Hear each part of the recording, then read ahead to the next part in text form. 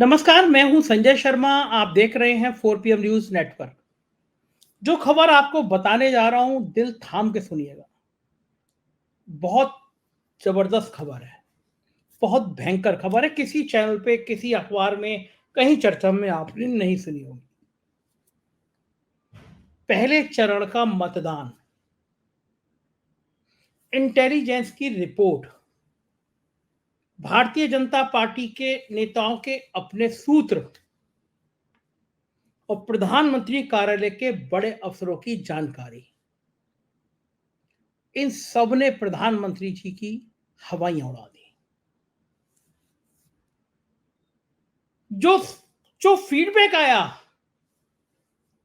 उसने बता दिया अब की बार भाजपा साफ। और इसके बाद जो हुआ, इसके बाद वो हुआ जो प्रधानमंत्री जी ने 10 साल में कभी नहीं किया था। प्रधानमंत्री जी का अहंकार, प्रधानमंत्री जी का ईगो, प्रधानमंत्री जी का कॉन्फिडेंस सब एक झटके में खत्म हो गया। मोदी मोदी मोदी, मोदी की गारंटी, मोदी की सरकार, मोदी का विश्वास। भाजपा खत्म हो गई थी, सिर्फ मोदी रह गया था। हम लोग भी अपनी डिबेट में तमाम जगह बात करते थे कि मोदी ने संघ को खत्म कर दिया, संघ की हैसियत खत्म कर दी, संघ के बड़े बड़े कार्यालय बना दिए, संघ को बहुत माला माल कर दिया, देश के धन्ना सेठ नागपुर चले गए। लेकिन मोदी जी ने संघ को हैसियत मिला दिया। 10 सालों में प्रधानमंत्री जी ने नागपुर में एक रात भी नहीं गुजारी। जिस संघ को यह गुमान था कि दिल्ली नागपुर से चलती है, प्रधानमंत्री जी ने वो गुमान तोड़ दिया। लेकिन पहले चरण के मतदान से पहले का दिन और मतदान के समय और मतदान के बाद की रिपोर्ट, प्रधानमंत्री जी का सारा कॉन्फिडेंस खत्म हो गया। 10 सालों में पहली बार प्रधानमंत्री ने नागपुर में रात गुजारी।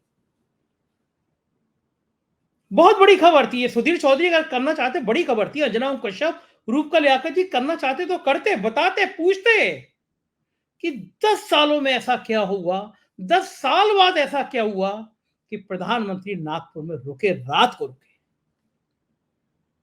कौन सा ग्रह खराब हो गया, कौन सा नक्षत्र खराब हो गया कि प्रधानमंत्री को नागपुर में रुकना पड़ गया। और जिस रात को प्रधानमंत्री नागपुर में रुके, उस रात को गवर्नर हाउस में क्या हुआ? कौन वो शख्स थे जो गवर्नर हाउस में गए? कौन वो शख्स थे जिनके सामने प्रधानमंत्री गिड़गिड़ाए? कौन वो शख्स थे जिनके सामने प्रधानमंत्री ने कहा हम तो डूबेंगे, आप भी नहीं बचेंगे? क्या उस रात को नागपुर के गवर्नर हाउस में बातें हुई? क्या उस रात को घटा जिसने प्रधानमंत्री को नागपुर में रात गुजारने को मजबूर कर दिया? और आखिर हालात क्या बने? प्रधानमंत्री को क्यों समझ में आ गया कि अब बचा पाएंगे तो कोई नागपुर वाले ही बचा पाएंगे? पहले चरण की कम परसेंट वाली वोटिंग ने प्रधानमंत्री जी की अकड़ ढीली कर दी। उस रात की नागपुर की कहानी भारत की राजनीति में एक नया अध्याय लिखेगी। उस रात को नागपुर में जो हुआ, वो भारतीय जनता पार्टी के इतिहास का एक बहुत बड़ा अध्याय ही नहीं बनेगा। ये साबित करेगा कि दरअसल बहुत ऊंचाई पर जाने वाले लोग भी धीरे धीरे नीचे आते हैं। पहले चरण के चुनाव में देश भर के आए संदेशों ने बता दिया कि सरकार किसी की नहीं बनने जा रही है। एक हंग पार्लियामेंट की तरफ देश जाता हुआ दिखाई दे रहा है पहले चरण के बाद। आगे चरण क्या होंगे मैं नहीं कह सकता। और यही कारण है कि नागपुर की उस रात की बहुत सारी कहानियां, बहुत सारे काले अध्याय, बहुत सारी अनसुलझी कहानियां नागपुर में तैर रही हैं। एक ऐसे शानदार पत्रकार के पास में जा रहा हूं आपको, जिसने नागपुर की उस रात की कहानी को डिकोड किया, जिसके नागपुर में रिश्ते बहुत अच्छे हैं, जिसने बताया कि उस रात को गवर्नर हाउस में प्रधानमंत्री जी क्यों मायूस हो गए, क्यों उन्होंने संघ से कहा अब आप ही सब कुछ हैं, हम तो गए। समझ गए होंगे आप, राजीव रंजन जी के पास ले चल रहा हूं, नागपुर में रहते हैं, बहुत सीनियर जर्नलिस्ट हैं, बहुत शानदार अनुभव है, बहुत अंदर की खबरें निकाल के लाते हैं। राजीव भाई बहुत बहुत स्वागत है। आपके नागपुर ने इतिहास बना दिया, 10 सालों में जो नहीं हुआ वो नागपुर ने करके दिखा दिया। प्रधानमंत्री को 10 साल बाद एक रात गुजारने पड़ गई। उस रात की कहानी, पिक्चर आई थी उस रात की कहानी, मैं आपसे जानना चाहता हूं क्या मजबूरी थी तो प्रधानमंत्री उस रात की कहानी का पाठ खुद बनने के लिए नागपुर पहुंच गए?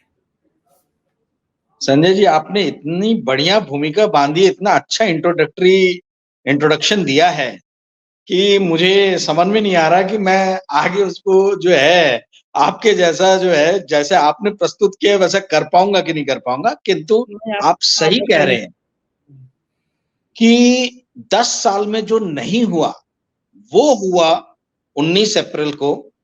और ये बड़े बड़े जी न्यूज से लेके आज तक किसी ने भी इस चीज को कवर नहीं किया।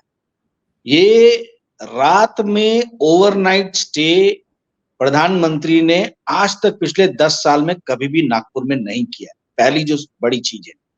दूसरी, वो ओवरनाइट स्टे में कार्यकर्ताओं से नहीं मिले, ठीक है। यहां तक कि कार्यकर्ताओं में इस बात का रोष है कि जो यहाँ पर किन्नरों की सरदार है, जो हिजड़ों की बॉस है रानी करके, उससे प्रधानमंत्री जी मिले, किंतु भाजपा के कार्यकर्ताओं से नहीं मिले। तो और सिर्फ 222 हिजड़ों ने, किन्नरों ने वोट डाला है कल के इलेक्शन में। तो भाजपा कार्यकर्ता ये भी बोल रहे हैं कि भाई हमको भी मिलने का मौका मिलना चाहिए, तो वो मिला नहीं। और तीसरी जो सबसे बड़ी चीज है, वो बातचीत हुई जो नागपुर में और पूरे भारत में जो लो वोटिंग टर्नआउट हो रहा है, उसमें मोदी जी को ये समझ में आ गया है कि बिना आरएसएस के सपोर्ट के वो वेव जो है, जो मोदी वेव जो गोदी मीडिया कह रहा था, वो एक्चुअल रियलिटी में मोदी वेव क्रिएट नहीं की जा सकती है बिना आरएसएस के सपोर्ट के। और मैं ये आपको बता दूं आपकी जानकारी के लिए कि आरएसएस के लोग इस चीज से काफी नाखुश थे कि पूरी स्पॉटलाइट जो है वो मोदी जी के ऊपर डाल दी गई है। यहां तक कि जो संकल्प पत्र है उसका नाम भी मोदी की गारंटी रख दिया। अब मोदी जी ने अपने ऊपर स्पॉटलाइट तो डलवा दिया, मोदी जी की तुष्टिकरण की नीति, पूरी भाजपा जो है मोदी जी को तुष्टिकरण करने में लगी है। तो ये जो आरएसएस जो ये देख रहा है कि जो पूरे भाजपा के लीडर मोदी जी का तुष्टिकरण कर रहे हैं, मोदी जी की तुष्टिकरण में दिन रात लगे हुए हैं, उस चीज के खिलाफ अगर अभी नहीं बात बोली गई तो कभी भी नहीं बोल पाएंगे। तो ये बात कल बोली गई है, बताई गई है कि भाई जिताने वाले भी आप ही थे और अगर हारेंगे तो हराने वाले भी आप ही रहेंगे। तो मोदी जी ने कंप्लीटली सरेंडर कर दिया, जो मेरी जानकारी है। और उन्होंने कहा है कि नहीं, आप लोग आइए, क्योंकि इससे पार्टी का भारी नुकसान होगा यदि आप लोगों ने साथ नहीं दिया तो। देखिए, सामूहिक स्तर पे कोई भी इस बात को मानेगा नहीं कि मोदी जी और आरएसएस के बीच में किसी भी तरीके का रिफ्ट है, किंतु आरएसएस जो संगठन समझने वाले लोग हैं, उनको ये मालूम है कि लीडर जब आरएसएस को कंप्लीटली दरकिनार कर दे, जिस तरीके से अशोक चौहान को लाया गया, जिस तरीके से कई लीडर को लेके आया गया, आरएसएस को वो चीज पसंद नहीं आ रही है और उनसे किसी तरीके का सलाह मशवरा भी नहीं किया जा, ठीक है। तो ये जो हो रहा है, आरएसएस अभी तक आंख बंद करके था और आरएसएस ने कंप्लीटली अपना मतलब उन्होंने बोला कि भैया हम न्यूट्रल भूमिका निभाते, और यही न्यूट्रल भूमिका निभाने वाली जो बात है, इसी कारण देवेंद्र फडणवीस का निष्क्रिय होना इस चुनाव में, इस पूरे चुनाव में देवेंद्र फडणवीस ने सिर्फ एक दिन प्रचार किया है, आप समझिए। और दक्षिण पश्चिम नागपुर, जो कि देवेंद्र फडणवीस का और आरएसएस का गढ़ है, वहां पे 53% मतदान हुआ है। जो एवरेज मतदान हुआ है 54%, उससे भी 1% कम हुआ है। तो मोदी जी को जब ये जानकारी मिली, इस चीज की जानकारी मिली, और यही जो कांग्रेस का गढ़ है, वहां पे 55% वोट हुआ है नॉर्थ नागपुर में, और जो विकास ठाकरे जो पश्चिम नागपुर के विधायक है, वहां पे भी एवरेज से ज्यादा वोटिंग हुई। तो मोदी जी को जब इस तरीके की जानकारी दी गई और भारत में हर तरफ से जानकारी आई कि जहां जहां भाजपा के गढ़ है वहां पे वोटिंग कम हो रहा है, तो वो किसी भी समझदार आदमी के लिए इशारा काफी है। उनको समझ में आ गया कि आरएसएस को जो भूमिका निभानी चाहिए वो भूमिका आरएसएस निभा नहीं रहा है। दूसरी महत्वपूर्ण चीज जो मेरी जानकारी है, गडकरी साहब कल मोदी जी से मिलने नहीं गए हैं। जो मुझे जो पता चला है, अब हो सकता है मैं गलत हूं, पर गडकरी साहब ने मोदी जी से कल राजभवन में मुलाकात नहीं की है। और जैसा आपको जानकारी होगा कि मतलब गडकरी साहब was fighting his own battle, उनको कोई बहुत ज्यादा सपोर्ट मिला नहीं। आरएसएस ने बहुत उनको सपोर्ट किया, इस बात में कोई दो राय नहीं है। किंतु आरएसएस और भी प्रत्याशियों के लिए इतना दम लगाएगा, ये थोड़ा सा एक संशय का विषय है। और सबसे महत्वपूर्ण बात जो है संजय जी, वो ये है कि सरदारों की संख्या काफी अच्छी है नागपुर में। सरदारों ने 60 से 80% सिखों ने सरदारों ने कल के चुनाव का बहिष्कार किया। 19 अप्रैल को मतदान देने ही नहीं आए। तो ये बात जब मोदी जी से डिस्कस हुई तो किसी ने ये इस बात को कहा कि भाई ये सरदारों का बहिष्कार करना कोई लोकल यूनिट जो बीजेपी का है नागपुर का, इनकी गलती तो है नहीं, ना आरएसएस की है, ये तो पूरी तरह आपकी गलती है। अब मोदी जी से कोई इस तरीके से बात नहीं करता। तो ये जब उनको बात बता दी गई कि भाई ये तो आपकी सेंट्रल गवर्नमेंट की गलती है, जिसके कारण सरदार जो कोर वोटर थे नागपुर में भाजपा के, उन्होंने मतदान नहीं किया है। तो मुझे लगता है कि ये चीज भी उनको लगा कि भाई कार्यकर्ताओं से यदि वन ऑन वन मिले, और छोटे स्तर के कार्यकर्ता जिनको ना मंत्री बनना है ना जिनको मालूम है मैं टिकट मिलने वाली है, मुंहफट रहते हैं, कुछ भी बोल सकते हैं। तो उस चीज को अवॉइड कैसे किया जाए, वो भी हो सकता है कि वो भी एक कारण रहा हो कि ये नहीं मिले हैं। क्योंकि कई कार्यकर्ताओं से मैंने बात की और उन्होंने बोला कि भाई जब ये हिजड़ों के सरदार से मिल सकते हैं तो हम क्या उससे भी गए गुजरे हैं क्या, हमसे क्यों नहीं मिल। हिजड़ों के तो सिर्फ 222 लोगों ने वोट डाला है और हम तो सैकड़ों सैकड़ों लोगों को लेके आए हैं। तो हमारे साथ क्यों नहीं मोदी जी ने मीटिंग की है, क्योंकि पहली बार मोदी जी नागपुर में ठहरे और बहुत लोगों की इच्छा थी कि वो मोदी जी से मिले, किंतु वो हो नहीं पाया। जी संजय जी। राजीव जी, दो बातें बड़ी महत्वपूर्ण कि आखिर क्या कारण है कि मोदी इस हद तक सरेंडर हो गए। क्या सिर्फ ये कारण कि पोलिंग हर जगह, चाहे मध्य प्रदेश हो, चाहे राजस्थान हो, चाहे उत्तर प्रदेश हो, महाराष्ट्र, पोलिंग बहुत कम हुई है। दूसरा, लोक नीति का एक सर्वे आया था, शायद 38% ही यूथ ने अपने वोट बनवाए हैं। 2019 में 14 में यूथ दीवाना था, मोदी मोदी मोदी नौजवानों की टीम कह रही थी। और इस बार सिर्फ 38% लोगों ने बनवाए हैं, और उनमें भी सरकार को बनाने को लेके कोई उत्साह नहीं।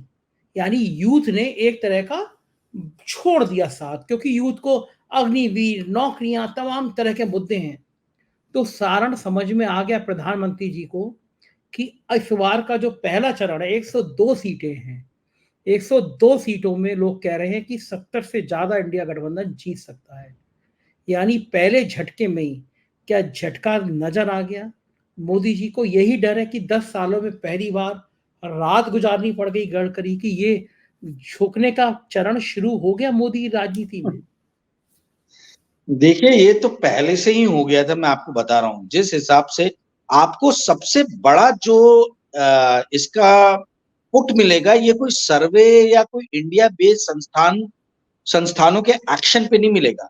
जो बहुत बड़ी एक घटना हुई है और जो भारत के बड़े बड़े राजनीतिक विशेषज्ञ जो है, विश्लेषक जो है, जिस चीज को नहीं अनदेखा कर दिए, वो है कि इलॉन मस्क जो टेस्ला के मालिक हैं और ट्विटर के मालिक हैं, एक्स के, उन्होंने लास्ट मोमेंट पे इंडिया के दौरे को रद्द कर दिया है। 22 तारीख को वो इंडिया में आने वाले थे। अब आप संजय जी इस बात को समझिए कि ट्विटर के पास में या एक्स के पास में जो इंफॉर्मेशन है वो मैं और आप सोच भी नहीं सकते।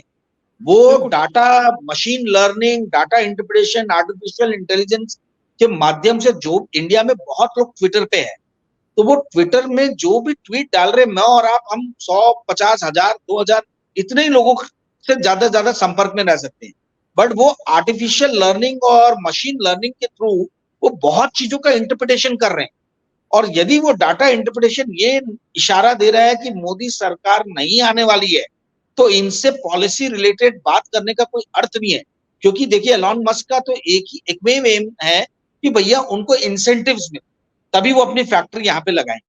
और इसके लिए पूर्ण जोर जो इसके लिए जो है वो सिर्फ और सिर्फ आने वाली सरकारी कार्य कर सकती है। तो जब उनको समझ में आ रहा है कि ये सरकार शायद हो सकता कि नहीं है, और ट्विटर में एक से डाटा साइंटिस्ट बैठे हुए हैं जो भारत के चुनाव के ऊपर में नजर रखे हुए, तो यदि ट्विटर से ऐसा आ रहा है छन छन की इंफॉर्मेशन और एलॉन मस्क ने आने से लास्ट मोमेंट पे एक तरीके से किनारा कर लिया, तो ये एक बहुत बड़ा संदेश है। दूसरी चीज, आपने बेरोजगारी की बात की, आप एकदम सही बोल रहे हैं। एक सेकंड राजीव जी, मैं ही रोकूंगा आपको। सिर्फ जी किनारा नहीं कर दिया, एक और ट्वीट भी किया कि भारत के हाँ, 4 नेताओं के ट्वीट हटाने को कहा गया चुनाव आयोग ने। ये भी जी ट्वीट किया, ये भी खुलासा जी किया, एंड टाइम पे चुनाव के बीच में कह दिया गया कि चुनाव आयोग ने ये कहा। और वो जो ट्वीट हटाने को कहा उसमें भी बहुत सारे चीजें ऐसी थी, सरकार पे सीधा हमला था इलेक्टोरल तो बॉन्ड को लेकर। अब आप समझ जाइए, ट्विटर जो है वर्ल्ड में सबसे ज्यादा यूजर बेस देता है, सॉरी इंडिया जो है सबसे ज्यादा यूजर बेस देता है ट्विटर को, और इंडिया ट्विटर के लिए बहुत इंपॉर्टेंट है एज ए बिजनेस प्लेस। उसके बावजूद भी यदि इलॉन मस्क ये बोल रहे हैं, तो इससे समझ जाइए कि उनके पास में क्या डाटा है और क्या इंटरप्रिटेशन किया है उन्होंने आर्टिफिशियल इंटेलिजेंस और मशीन लर्निंग से। ये मैं आप और कोई भी राजनीतिक विश्लेषक के वो वहां तक पहुंच भी नहीं सकता जो इलॉन मस्क को एआई के थ्रू और मशीन लर्निंग के थ्रू जो इंफॉर्मेशन मिल रही है। दूसरी चीज आप देखिए, आपने एकदम सही बोला अनएम्प्लॉयमेंट का।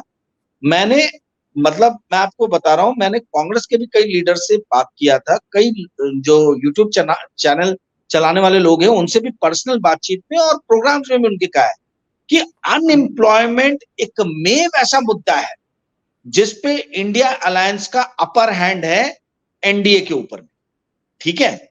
बाकी और सोशल इंजीनियरिंग ले ले, सोशल फैब्रिक ले ले, पोलराइजेशन ले ले, इसमें एनडीए यानी BJP is miles miles ahead of Congress और इंडिया अलायंस।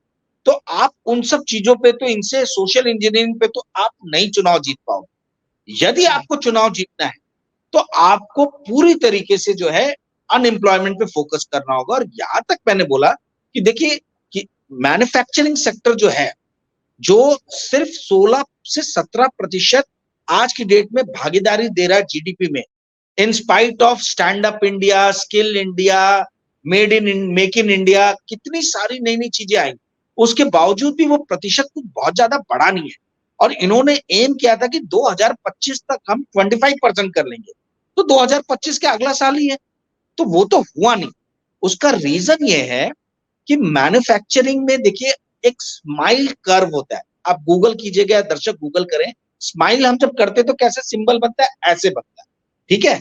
तो ऊपर की तरफ के जो भी काम है, research and development, designing, design thinking, इस पे इंडिया में ज्यादा काम नहीं हो रहा है।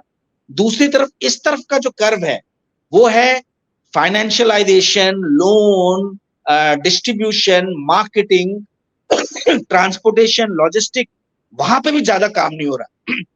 जो सिर्फ बीच का सपाट जो फ्लैट है स्पेस माइल में, वो हुआ असेंबलिंग, ठीक है। असेंबलिंग का सिर्फ यहां काम हो रहा है प्रोडक्शन में, ठीक है। तो जब कभी भी असेंबलिंग होती है उसमें ज्यादा वैल्यू एडिशन नहीं होता है, उसमें नौकरियां भी ज्यादा क्रिएट नहीं होती हैं, ठीक है। असेंबलिंग आज मशीन रोबोटिक्स के द्वारा आप ज्यादा से ज्यादा लगा के निर्माण कर सकते हो। तो मैंने सभी को बताया कि भाई आप ये स्माइल कर्व के जो दोनों हिस्से हैं उस पर ध्यान दो। ये लोग जो बार बार बोलते हैं ना कि आपके पास में क्या प्लान है, अरे भाई प्लान बहुत है, पर प्रॉब्लम ये है कि हमसे कोई पूछता नहीं है ना हमको कोई इतना ज्यादा हमारे थॉट्स को कोई लेता है। तो ये स्माइल कर्व के जो दोनों कर्व हैं, इस पे बीजेपी गवर्नमेंट ने पिछले 10 साल में काम ही नहीं किया। इन्होंने सिर्फ जो सपाट है मोबाइल के इक्विपमेंट्स लेके आए ये लोग और यहां सिर्फ असेंबल कर दिया और बोला कि एप्पल बहुत बनाने लग गया है। भाई एप्पल का ना कोई R&D काम होता है, ना डिजाइन से रिलेटेड कोई काम होता है, ना लॉजिस्टिक, ना फाइनेंशियलाइजेशन, ना मार्केटिंग, कुछ भी जो वैल्यू ऐड करती है चीजें, जहां पे जॉब भी क्रिएट हो सकता है, जहां पे जीडीपी में भी बढ़ोतरी हो सकती है, ग्रॉस वैल्यू एडेड में भी बढ़ोतरी हो सकती है, वहां पे तो आप ध्यान ही नहीं दे रहे हो। आप क्या कर रहे हो, असेंबलिंग का काम। असेंबलिंग में ना जॉब क्रिएट होना है ना वैल्यू ऐड होना है। तो खैर ये बहुत टेक्निकल बातें होगी और हम मुद्दे से थोड़ा भटक गए, पर कहने का अर्थ ये है कि अनएम्प्लॉयमेंट जो है ये बहुत बड़ा मुद्दा है। आरएसएस में भी जो है लोगों ने बार बार कहा है कि ये जॉबलेस ग्रोथ जो है ये इंडिया का सबसे बड़ा दुश्मन है, और मोदी जी ने जॉबलेस ग्रोथ को कम करने के लिए कोई काम नहीं किया, एम्प्लॉयमेंट को बढ़ाने के लिए कोई काम नहीं हुआ। तो इस चीज की नाराजगी है, और जो पूरा का पूरा जो इन्होंने अपने ऊपर स्पॉटलाइट ले लिया है, ये देखिए सिर्फ आपको संजय जी या मेरे को नहीं समझ में आता है, मीडिया को नहीं समझ में आता है, ये आरएसएस को भी समझ में आ रहा है कि मोदी जी ने पूरा स्पॉटलाइट अपने ऊपर ले लिया, और ये उनका। एक बताइए राजीव जी, देवेंद्र फडणवीस इतना खामोश क्यों, इतने गायब क्यों हो गए, क्या कारण है? देखिए देवेंद्र फडणवीस का जो पूरा गुट है पूरी तरीके से निष्क्रिय रहा है इस चुनाव में। आप देखिए बंटी कुकरेजा, नरेंद्र नीचे देवेंद्र, याद है ना आपको? हाँ हाँ याद है मुझे। तो कुकरेजा जी जो पूरे महाराष्ट्र के बिजनेस सेल के हेड है, ठीक है, वो पहले नागपुर में भी बड़े पद पे थे, वो भाजपा का प्रचार छोड़ के झूलेलाल में लगे। वो सिंधी है, वो पूरे समय झूलेलाल में लगे रहे, वो गडकरी जी के प्रचार में नहीं है, और देवेंद्र जी के एकदम खास आदमी है। तो कुकरेजा जी ने कुछ काम नहीं किया। जो इनके कॉर्पोरेटर्स थे, जो एमएलसी के चुनाव लड़े, संदीप जोशी हुए या मुन्ना यादव हुए, बड़े भारी भारी लीडर है ये लोग, इनमें से सब लोग, एक मुन्ना यादव तो पूरी तरीके से गायब रहे, और संदीप जोशी जो है वो 1 या 2 दिन निकले, और भी कई हैं, बहुत सारे कार्यकर्ता है, संजय मंगाले, ये वो काफी सारे नाम है। तो आप ये समझिए गडकरी जी की सीट फंस गई है संजय जी, मैं आज आपको बता रहा हूं, क्योंकि जिस हिसाब से कम वोटिंग हुई है देवेंद्र फडणवीस के एरिया में, जहां से सबसे ज्यादा उम्मीद थी कि लीड मिलेगी, मार्जिन मिलेगी, उसी एरिया में बहुत कम वोटिंग हुई है। और इनका अब सिर्फ और सिर्फ एक ही, जो इनका गडकरी जी का हनुमान भक्त है, ईस्ट नागपुर से जो एमएलए हैं, ठीक है, कृष्णा खोपड़े, उन्होंने पूरी जान लगा दी, और उनके एरिया से सबसे ज्यादा मतदान हुआ है नागपुर में, 56% के आसपास हुआ है, ठीक है। तो ईस्ट नागपुर ने यदि इनको सपोर्ट कर दिया गडकरी साहब को, तो फिर चुनाव इनके इसमें है। अदरवाइज संजय जी मुकाबला बहुत फंस गया है। ये हम लोग शॉकिंग खबर दे रहे हैं आपको, बिल्कुल सरप्राइज, हाँ ये सरप्राइज 4 जून को मिल सकता है आप लोग को। क्योंकि क्या है, विकास ठाकरे जो भाऊ है, भाऊ की एक बात माननी पड़ेगी कि उनको रात में भी 12 बजे 1 बजे मैंने भी बात किया है, तो उन्होंने सारे सुझाव सुने और सबको उन्होंने अमल में लाए। प्रचार में उन्होंने पूरी तरीके से मीडिया के जो लोग हैं, जिनको मालूम, जो जिनको मीडिया समझते, उनकी बातों को ध्यान से सुना उन्होंने, और एक एक चीज को वो अमल में लेके आए। तो उनके लिए तो करो या मरो वाली स्थिति थी। तो उन्होंने अपना सर्वस्व समर्पण किया, और पहली बार कांग्रेस जो है वो यूनाइटेड होके, मतलब हमेशा कांग्रेस डिवाइडेड फैमिली मानी जाती थी नागपुर में, कई सारे खेमे थे, पहली बार यूनाइटेड होके कांग्रेस लड़ी है। और जो ताज्जुब होगा आपको जान के कि भाऊ के कार्यकर्ता जो हैं ठाकरे जी के, वो इतने नाराज हैं कि राहुल गांधी ने आके क्यों नहीं नागपुर में प्रचार किया है, प्रियंका गांधी बोला अगर वो आते तो शॉर्ट भाव निकाल लेते थे इलेक्शन, पर राहुल गांधी आए नहीं। वो गोंदिया भंडारा गए 12 तारीख को या 13 तारीख को, और उन्होंने वहां प्रचार किया, और शायद 15 तारीख को प्रियंका जी आई थी, और उन्होंने भी वो भी कहीं गई थी, मैं एग्जैक्ट मेरे को ध्यान में नहीं आ रहा, बट वो इधर नहीं आई, नागपुर नहीं आई। तो भाव के कार्यकर्ता बोल रहे हैं, जो यहाँ से 2 लोग हैं विदर्भा से, जो सेंट्रल वर्किंग कमेटी में हैं, एक है मुकुल वासनिक और दूसरे हैं अविनाश पांडे, जिनको यूपी का प्रभार दिया गया है। तो इनसे उनके कार्यकर्ता बहुत नाराज हैं। कई लोगों से मैंने बात किया तो बोला कि यार ये खुद तो दोनों कभी चुनाव लड़ते नहीं है, कुछ करते नहीं है। मुकुल वासनिक तो आए भी थे यहाँ पे, पर ज्यादा कुछ किया नहीं, 1 दिन आए थे वो, पर इन्होंने स्टार कैंपेनर भेजे नहीं विकास ठाकरे के प्रचार के लिए। इस चीज से विकास कांग्रेस का आला कमान चाहता होगा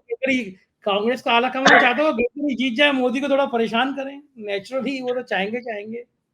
अब देखिए, पर जी बताइए कि पहले चरण में और विदर्भ की सीटों में क्या सीन, क्या बन रहा है पहले चरण के चुनाव के बाद, क्या बन रहा है?